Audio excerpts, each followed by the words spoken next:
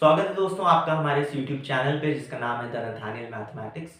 इस वीडियो में हम अपने टॉपिक रिलेशंस एंड फंक्शंस को कंटिन्यू करते हुए एक बहुत इंपॉर्टेंट टॉपिक उसमें पढ़ेंगे and that is equivalence relation. जैसे मैंने आपसे कहा था इक्विवेलेंस रिलेशन हमारे बोर्ड एग्जाम्स के पर्सपेक्टिव से साथ ही साथ हमारे कॉम्पिटिटिव एग्जाम्स के पर्सपेक्टिव से बहुत ही ज़्यादा इंपॉर्टेंट है। सो आप प्लीज़ इस टॉपिक को खास तौर पे बहुत ध्यान से पढ़ें। नाउ इक्विवेलेंस रिलेशन क्या होती है? इक्विवेलेंस रिलेशन एक ऐसी रिलेशन होती है जो कि रिफ्लेक्सिव हो, सिमेट्रिक हो एंड ट्रांजिटिव हो। सो अगर कोई relation reflexive, symmetric and transitive relation है सो वो रिलेशन इक्विवेलेंस रिलेशन होगी। सो सिंपली हमें सबसे पहले reflexive, symmetric and transitive relations के बारे में पढ़ना होगा। बहुत सिंपल है। देखिए सबसे पहले हम रिफ्लेक्सिव रिलेशंस के बारे में पढ़ेंगे।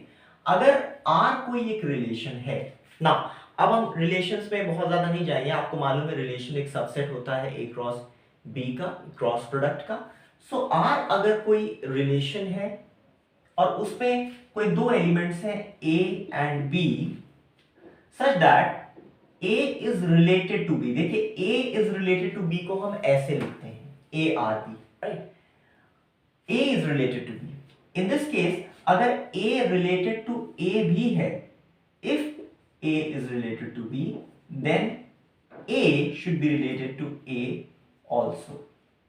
इस केस में हम ये कह सकते हैं that R is a reflexive relation. So मैं लिखूंगा नहीं पूरी थ्योरी, अगर आपको लिखना है तो आप ऐसे लिख सकते हैं कि in a relation R, if A is related to B and A is related to A also, then we can say that R is a reflexive relation. Now, आइए हम इसको अच्छे से समझें। देखिए सबसे पहले जैसे मैंने कहा A is related to B, so इसका क्या मतलब है? इसका मतलब ये है कि A और B ये दोनों एक ऑर्डर्ड पेयर में आएंगे। नाउ हम लोग जानते हैं कि रिलेशन में जो एलिमेंट्स आते हैं वो किस तरीके के एलिमेंट्स होते हैं? ऑर्डर्ड पेयर टाइप के एलिमेंट होते हैं। ठीक है, जैसे A क्रॉस B का हमने क्रॉस प्रोडक्ट बना रखा है, तो उसमें जो ऑर्डर्ड पेयर होंगे, जैसे फॉर एग्जांपल x, y अगर कोई एक ऑर्डर्ड पेयर है A cross B cross product का, सो जो x होगा वो सेट A से होता है और y जो होता है वो सेट B से होता है। सो वही मैंने लिखा कि if A is related to B, तो अगर A और B दोनों एक ऑर्डर्ड पेयर में हैं, तो इस केस में हम इन दोनों को ऐसे कह सकते हैं A is related to B। So अगर A रिलेटेड टू B है इस रिलेशन में, तो उस केस में A भी होना चाहिए, A is related to R भी, A is related to A भी होना चाहिए, तभी हम ये कह सकेंगे कि R एक रिफ्लेक्सिव रिलेशन है। देखिए एक बार फिर से देख लीजिए, अगर किसी रिलेशन में A रिलेटेड टू B होने पे A रिलेटेड टू A भी है, तब हम ये कह सकेंगे कि ये एक रिफ्लेक्सिव रिलेशन है। नाउ इसको मैं आपको और अच्छे से बता देता हूं, सिर्फ A रिलेटेड टू A ही नहीं होना चाहिए, बल्कि B रिलेटेड टू B भी होना चाहिए। तो मैं इसको थोड़ा सा और एलैबोरेट करके लिखूं तो कुछ इस तरीके से लिखूंगा कि if A is related to B then A is related to A and B is related to B, यानी कि B, B भी होना चाहिए। आसान शब्दों में हम क्या कह सकते हैं कि हर एक एलिमेंट खुद से भी रिलेट करना चाहिए उस रिलेशन में, अगर उस रिलेशन को रिफ्लेक्सिव रिलेशन होना है तो। So simply, what is a reflexive relation? Reflexive relation is a relation where every element is related to itself. Reflexive relation is a relation where every element is related to itself.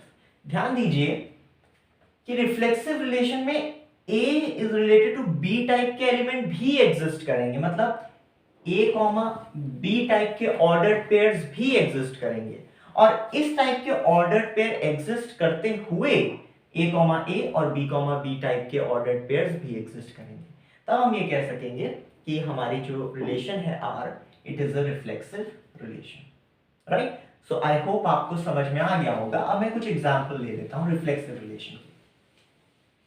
देखिए मैं R एक relation define कर रहा हूं, ठीक है? R एक relation में डिफाइन कर रहा हूं मैं, कुछ इस तरीके से है A is related to B such that A upon B is a rational number. A is related to B such that A upon B is a rational number. यानी A और B में क्या रिलेशन है? A और B में ये relation है कि A डिवाइडेड बाय B एक रैशनल नंबर होगा। हम सबको मालूम है रैशनल नंबर्स वो नंबर्स होते हैं जो कि P अपॉन Q के फॉर्म में एक्सप्रेस किए जा सके, राइट? सो ये हमारा रिलेशन है। तो अगर ये रिलेशन है तो क्या A is related to A भी होगा इस केस में? देखिए A is related to A हो, कैसे हम निकालेंगे? सिंपली B की जगह पे आप A रख दीजिए। यहाँ पे यही तो हुआ है, A रिलेटेड टू B है तो A रिलेटेड टू A भी होना चाहिए। यानी क्या किया हमने A रिलेटेड टू A करने के लिए? सिंपली B की जगह पे हमने A रख दिया। तो यहाँ आप B की जगह पे A रखेंगे जैसे ही, तो A अपॉन A हो जाएगा, ये कट के 1 आ जाएगा। और क्या 1 एक रैशनल नंबर है? So the answer is yes, 1 एक रैशनल नंबर होता है। इस वजह से ये जो रिलेशन है, ये रिलेशन एक रिफ्लेक्सिव रिलेशन है। ये रिलेशन एक रिफ्लेक्सिव रिलेशन है। क्या है रिफ्लेक्सिव रिलेशन की definition? A is related to B, then A should be related to A also if it has to be a reflexive relation. So A related to B यहाँ पे हमें दिया गया था, A related to A भी true होना चाहिए था और A related to A भी ये ट्रू है इस पर्टिकुलर स्टेटमेंट के लिए। That is why it is a reflexive relation. आइए एक और रिफ्लेक्सिव रिलेशन का एग्जांपल देखते हैं। ये है A is related to B such that 1 plus AB is greater than 0। ये रिलेशन हमें दी हुई है, आप वीडियो पॉज करिए और बताइए ये रिलेशन रिफ्लेक्सिव है कि नहीं है। मैं यहां पर आपको आंसर सॉल्व करके बता दे रहा हूं, आप चेक कर लीजिए आपने सही निकाला कि नहीं। A रिलेटेड टू B में 1 plus A B greater than 0 दिया हुआ है, तो रिफ्लेक्सिव चेक करने के लिए B की जगह पे A रख दें। सो A रिलेटेड टू A क्या आ जाएगा भैया? 1 प्लस ए स्क्वायर। और आप देखें 1 प्लस ए स्क्वायर क्या ग्रेटर देन 0 होता है? So the answer is true, of course 1 plus A square greater than 0 होता है। कैसे? क्योंकि देखिए यहाँ a स्क्वायर है, a स्क्वायर हमेशा पॉजिटिव होगा। अगर a कोई नेगेटिव वैल्यू भी है तो नेगेटिव वैल्यू का स्क्वायर करने पे वो पॉजिटिव ही बन जानी है। और इस पॉजिटिव वैल्यू में आप जब 1 ऐड करेंगे तब भी वो पूरा पूरा ग्रेटर देन 0 ही रहने वाला है। So of course this is correct, this is true. So that is why a related to b अगर 1 plus A B greater than 0 है, so A related to A भी ग्रेटर देन 0 ही होने वाला है। अब एक और क्वेश्चन हम लोग देख लेते हैं। एक और रिलेशन मैं आपके लिए लेकर आ रहा हूं। R एक रिलेशन है A और B में सच that A is greater then B। सो अब बताइए क्या ये रिलेशन रिफ्लेक्सिव रिलेशन है? वीडियो पॉज करके खुद से सॉल्व करिए और मैं यहां पे आंसर बता रहा हूं, आप चेक कर लें आपने सही निकाला कि नहीं। A रिलेटेड टू B एक रिलेशन है such that A is greater then B। सो हम A रिलेटेड टू A देख लें, क्या ऐसा भी होने जा रहा है? So A related to A करने के लिए सिंपली B की जगह पे A रखें। क्या A ग्रेटर देन A है? क्या A ग्रेटर देन A है? क्या कोई नंबर खुद से ही बड़ा हो सकता है? द आंसर इज नहीं। तो अब देखें इस पर्टिकुलर रिलेशन में A रिलेटेड टू B जो हमें दिया गया था उसके लिए A related to A exist नहीं करेगा। A रिलेटेड टू A नहीं होगा, कोई नंबर खुद से बड़ा नहीं हो सकता है। That is why this particular relation is not a reflexive relation. It is not a reflexive relation. एक और एग्जांपल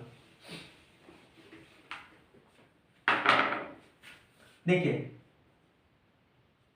एक रिलेशन है A और B में such that A is the father of B।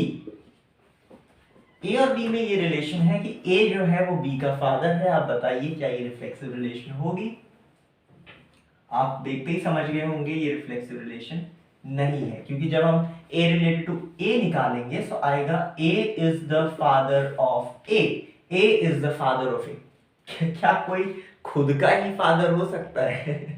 So the answer is no, ये एक reflexive relation नहीं है, क्योंकि कोई भी व्यक्ति खुद का फादर नहीं हो सकता। सो आई होप कि आपको रिफ्लेक्सिव रिलेशन के बारे में समझ में आ गया होगा। व्हाट इज रिफ्लेक्सिव रिलेशन, मैं आपको रिवाइज करा दूं। एक रिलेशन, रिफ्लेक्सिव रिलेशन तब होती है जब A related to B, particular relation के लिए A रिलेटेड टू A भी होना चाहिए।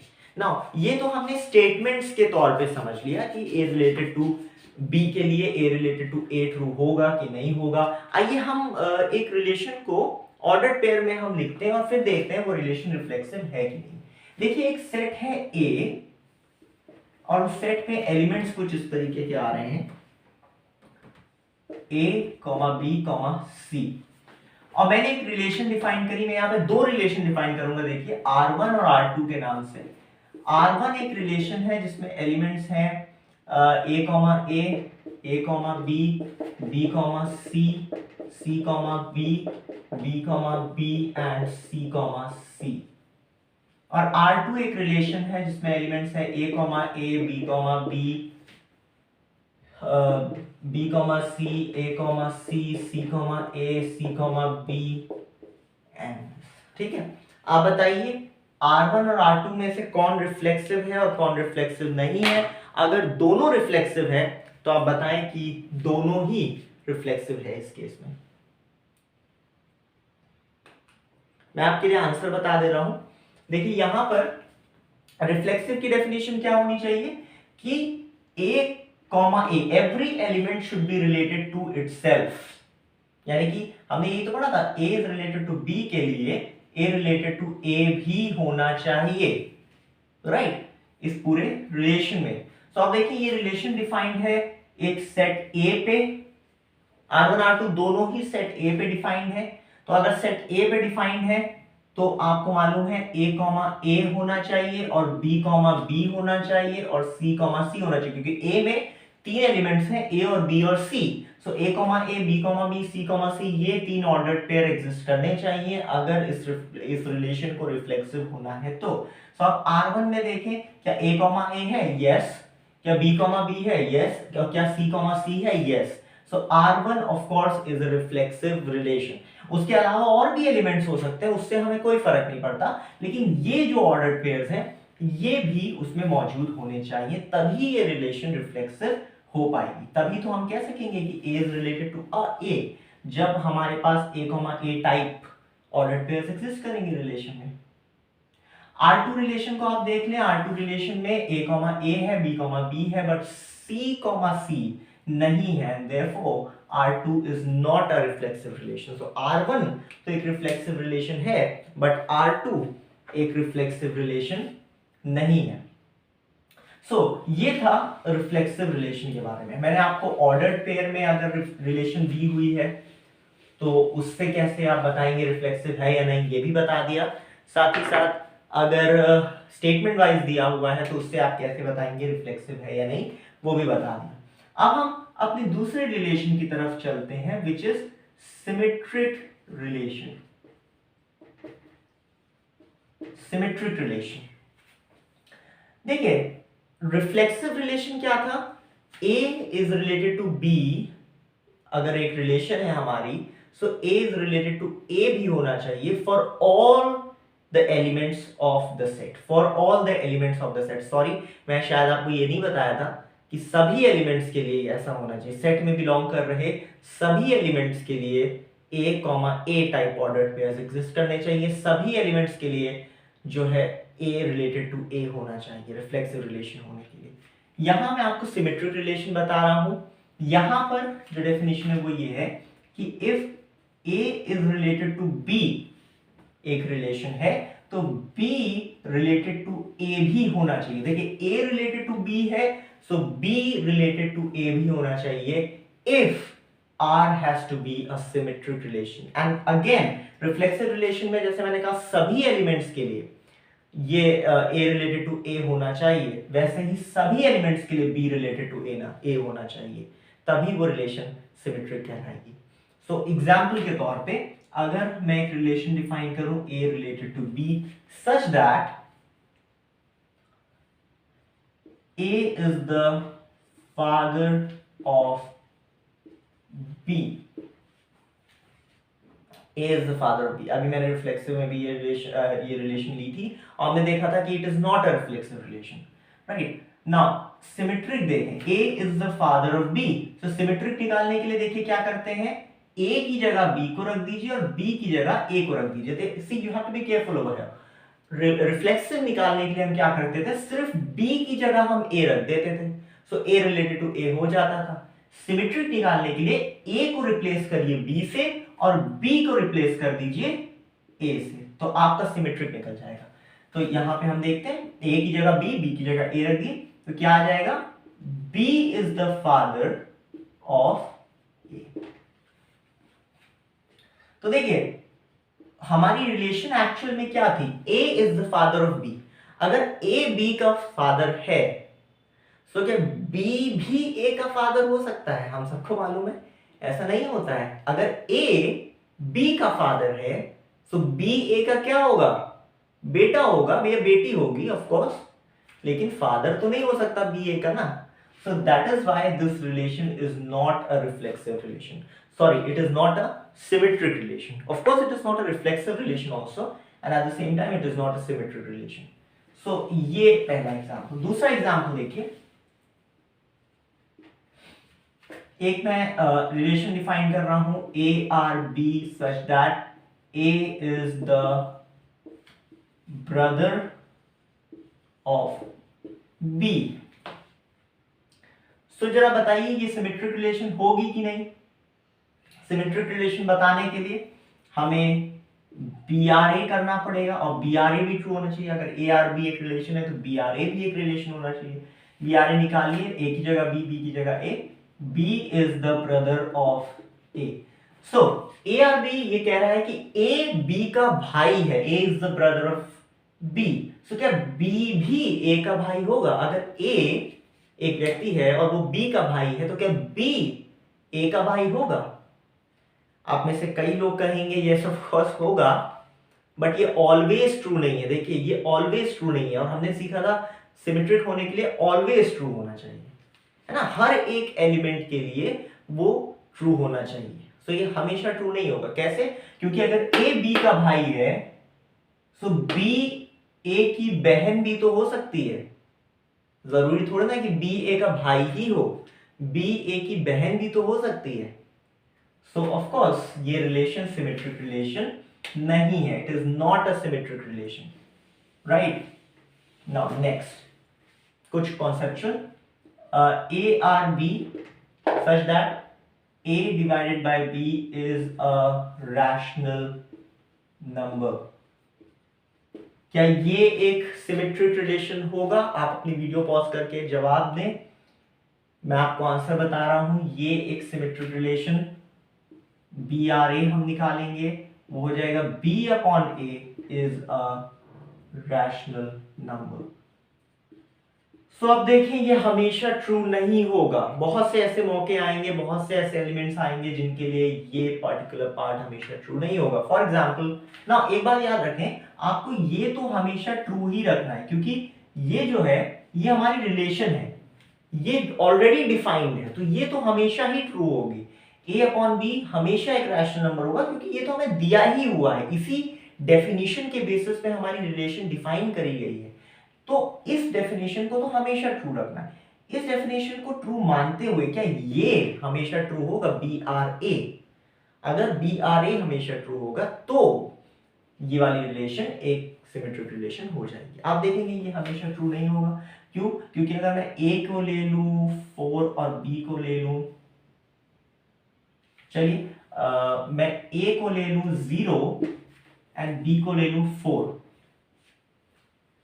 तो इसके अनुसार 0 अपॉन 4 कितना आएगा? 0। 0 इज अ रैशनल नंबर, ठीक है। लेकिन जब आप इन्हीं नंबर्स को लेके ये वाली डेफिनेशन निकालेंगे बी आर ए, तो ये हो जाएगा 4 अपॉन 0, और 4 अपॉन 0 कितना होता है? Infinite, which is not a rational number. Denominator में 0 आ गया, so the answer will be infinite, which is not a rational number. So ये वाला डेफिनेशन हमेशा ट्रू नहीं होने वाला है, ऑफ कोर्स। सो ये हमने एक चीज देख ली, ये भी एक सिमेट्रिक रिलेशन नहीं है। अब एक चीज देखें, ए आर बी एक रिलेशन है such that 1 plus A B is greater than 0। क्या ये एक सिमेट्रिक रिलेशन है? आप चेक करें, is this a symmetric relation?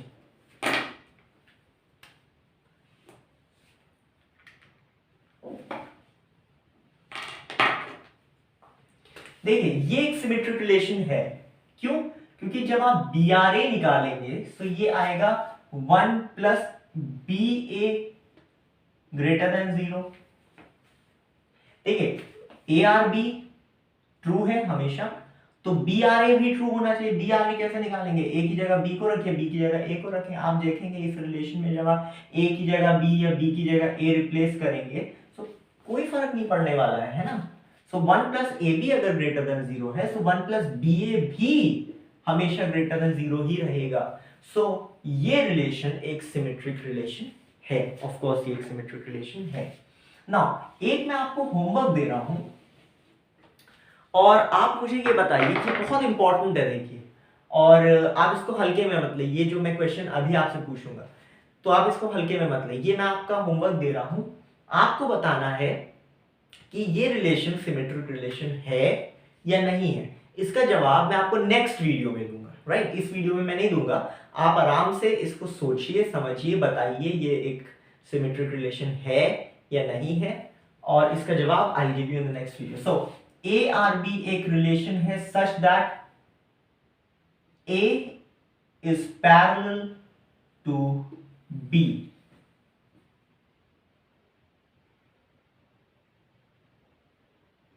Right, A is parallel to B. आपको मुझे ये बताना है कि ये एक सिमेट्रिक रिलेशन है या नहीं है, और क्या ये एक रिफ्लेक्सिव रिलेशन है या नहीं है। ए इज पैरेलल टू बी क्या एक सिमेट्रिक रिलेशन है, और क्या ये एक रिफ्लेक्सिव रिलेशन है कि नहीं है। नाउ ऑफ कोर्स मैं इसके बाद आपको ट्रांजिटिव रिलेशन पढ़ाऊंगा, सो आप ये भी बताइएगा कि ये ट्रांजिटिव रिलेशन है या नहीं है। अभी मैं ट्रांजिटिव आपको बता दूंगा क्या होती है। सो ए आर बी एक रिलेशन है, और वो ये है कि A is parallel to B. A and B are lines, मैं आपको स्पेसिफाई कर दूं, and B are two lines, ये दो लाइंस हैं A and B, such that A is parallel to B. तो आपको बताना है अगर ए पैरेलल टू बी है तो क्या ये रिलेशन रिफ्लेक्सिव है, सिमेट्रिक है और ट्रांजिटिव है क्या, ये आपको बताना है, राइट? सो अब हम नेक्स्ट अपनी रिलेशन पढ़ेंगे which is transitive relation, right? ये थर्ड रिलेशन है विच इज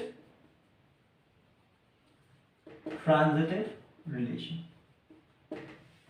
देखिए ट्रांजिटिव रिलेशन ये होता है कि अगर A रिलेटेड टू B है and B related to C है, तो इस केस में A रिलेटेड टू C भी होना चाहिए, ये भी एग्जिस्ट करना चाहिए।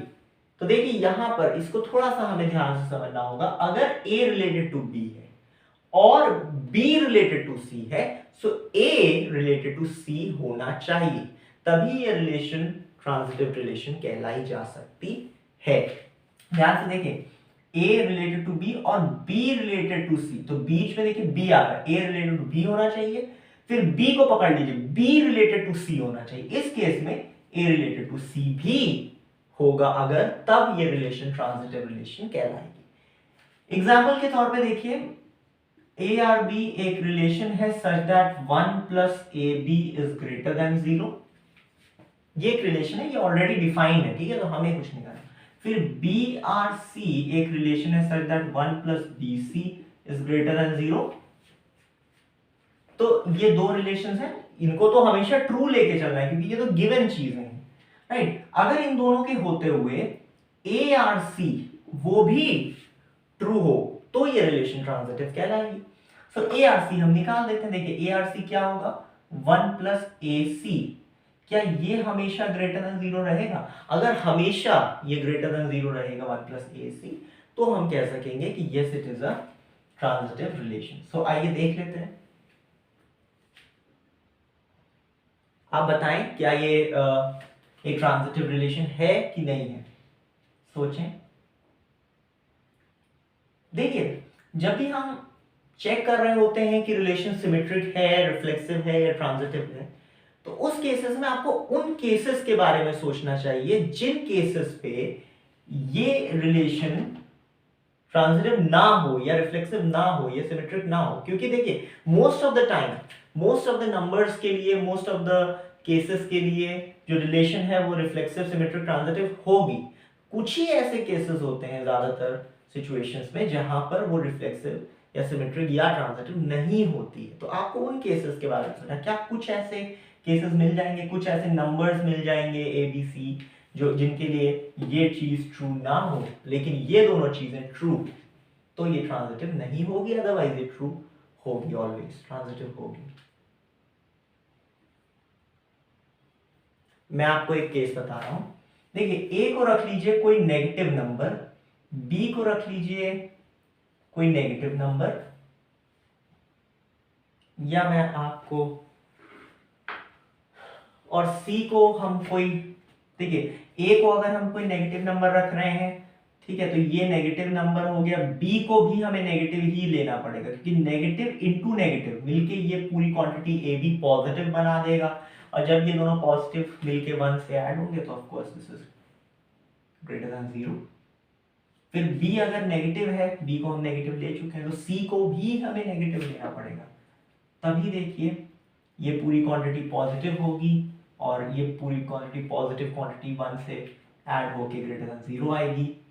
फिर आप देखें कि ए नेगेटिव ऑलरेडी है, सी नेगेटिव ऑलरेडी है, तो नेगेटिव नेगेटिव मिलके पॉजिटिव ही होगा, +1 करके ये ट्रू होगा, है ना। तो ऐसे तो हमेशा ट्रू ही होगा। पॉजिटिव लेंगे ए बी सी को तो आप जानते हैं हमेशा ही ट्रू रहने वाला है। और कोई केस सोचें इस बारे में।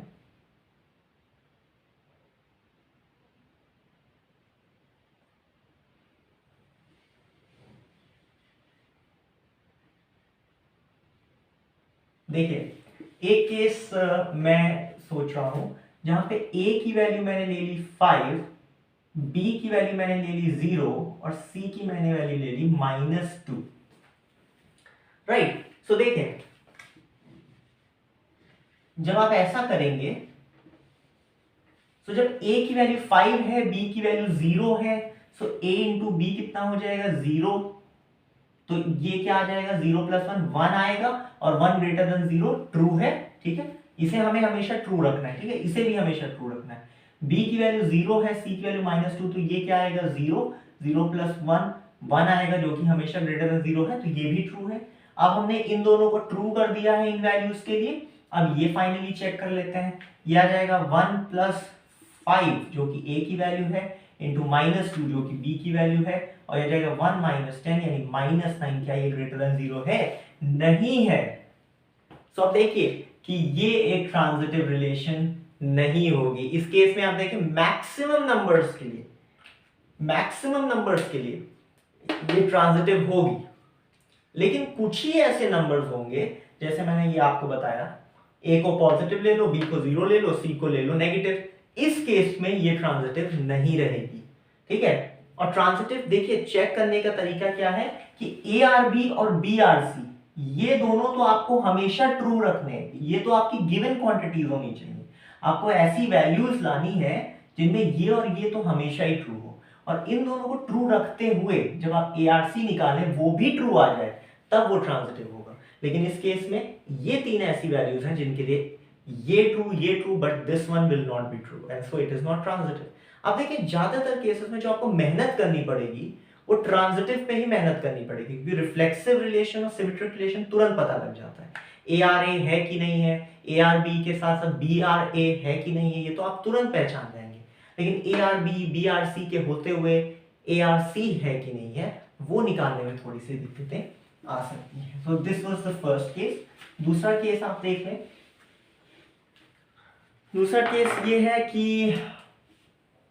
एक रिलेशन है so that A is related to B, ये तब होगा when A/B is a rational number। हम देख चुके हैं ये रिलेशन जो है वो रिफ्लेक्सिव है बट सिमेट्रिक, नहीं है। अब चेक करना है क्या ये रिलेशन ट्रांजिटिव है कि नहीं है। तो उसके लिए ए आर बी ऐसी रिलेशन डिफाइंड है, B is A upon B is rational number.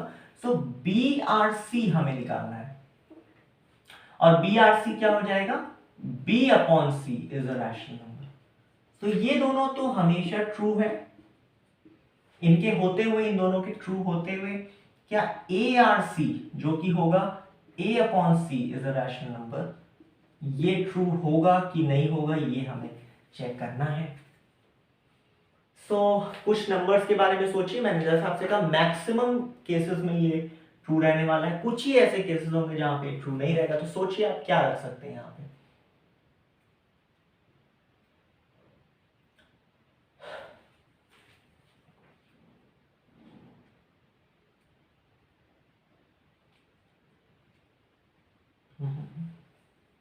देखिए आप इसे ट्राई करिएगा, मैं आपको बता दे रहा हूं ये रिलेशन ट्रांजिटिव होगी। आप कोई भी वैल्यू रख लें हमेशा ट्रू होगा। जैसे आप a की जगह रख लें 0, b की जगह रख लें कुछ भी रख लें 2, c की जगह रख लें 3। सो 0 upon 2 0 is rational number, 2 upon 3 of course is rational number क्योंकि वो भी p अपॉन q के फॉर्म में है। And 0 upon 3 again will be 0, which is of course a rational number, right? So अगर ये rational है, ये rational है, तो ये भी हमेशा ही rational होगा। ये चीज हमको मालूम होनी चाहिए। इसके अलावा फिर हम देखते हैं एक बहुत पॉपुलर रिलेशन जो मैं आपसे अभी डिस्कस भी कर चुका हूँ, A related to B। एक रिलेशन है such that A is the father of B, A is the father of B, और B R C क्या हो जाएगा, B is the father of C। so क्या A R C भी true होगा। so A R C क्या है, A is the father of C। तो आप देखें अगर A B का फादर है और B C का फादर है तो A C का क्या हुआ, ग्रैंडफादर। ऑफ कोर्स अगर A B का फादर है और B C का फादर है, सो A C का क्या हुआ, ग्रैंडफादर। और यहां पे क्या आ रहा है, A is the father of C। तो क्या ये ट्रू है, नहीं ट्रू है। That is why it is not a transitive relation, right. This is not a transitive relation. एक और रिलेशन मैं आपको डिफाइन कर रहा हूं यहीं पे, ब्रदर वाला case. A is the brother of C, A is the brother of B and B is the brother of C। So A R C भी true होना चाहिए। A is the brother of C। देखिए A is the brother of C, A B का क्या है, A is the brother of B, so A B का क्या है, ब्रदर है, और B जो है वो C का ब्रदर है। so A C का ब्रदर हुआ कि नहीं हुआ, ऑफ कोर्स हुआ। यहाँ पे सिस्टर वाला केस नहीं आ सकता, क्यों, क्योंकि यहाँ लिखा है A is the brother of B। सो इसका मतलब A क्या है, एक मेल पर्सन है, एक मेल पर्सन है, तभी वो B का क्या है, ब्रदर है।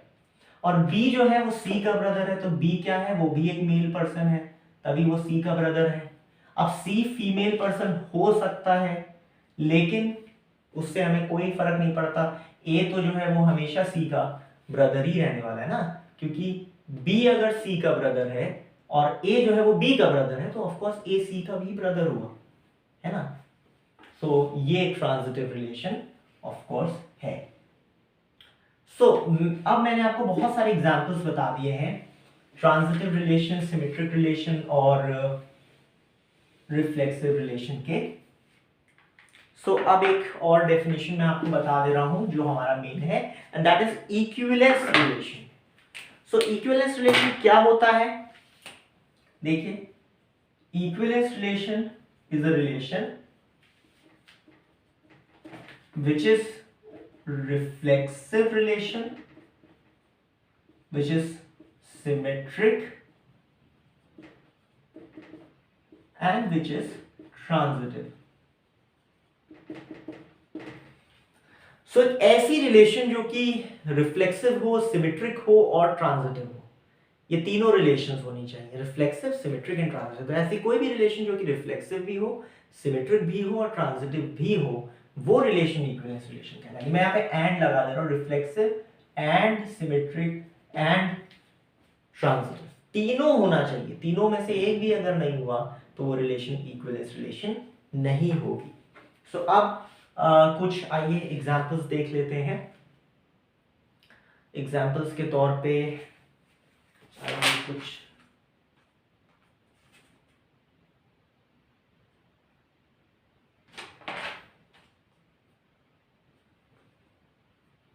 आइए कुछ अच्छे एग्जांपल्स देख लें। Like A is related to B एक रिलेशन है such that 1 plus AB is greater than 0। ये हमारी रिलेशन गिवन है, 1 प्लस AB ग्रेटर देन 0 है। तो सबसे पहले हम रिफ्लेक्सिव के लिए चेक करेंगे। रिफ्लेक्सिव होने के लिए ARA भी ट्रू होना चाहिए। तो आप देखेंगे ARA हम कैसे निकालते हैं, B की जगह पे A रख दीजिए, तो 1 प्लस A स्क्वायर क्या ग्रेटर देन 0 होगा हमेशा।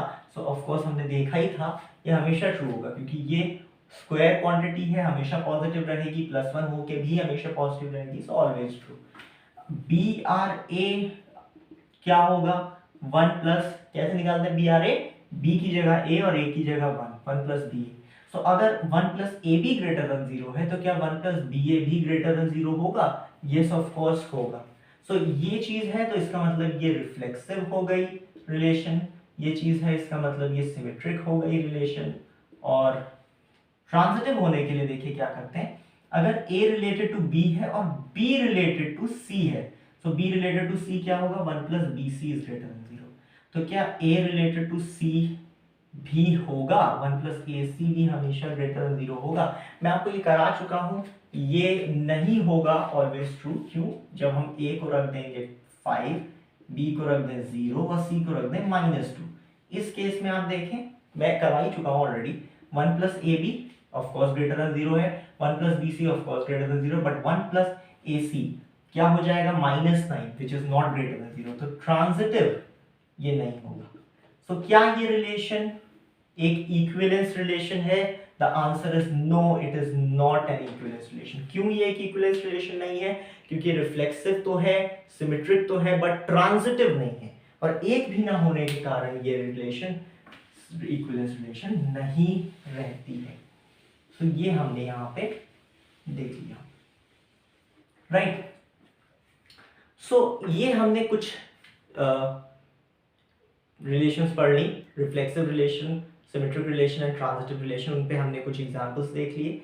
अब मैंने आपको एक होमवर्क दिया है, आप उसको जरूर करें, और नेक्स्ट वीडियो में हम उस क्वेश्चन को भी डिस्कस करेंगे, साथ ही साथ उसके अलावा भी कुछ क्वेश्चंस डिस्कस करेंगे, जिससे हमारी इक्विवेलेंस रिलेशन का कॉन्सेप्ट और अच्छा हो जाएगा। So thank you very much.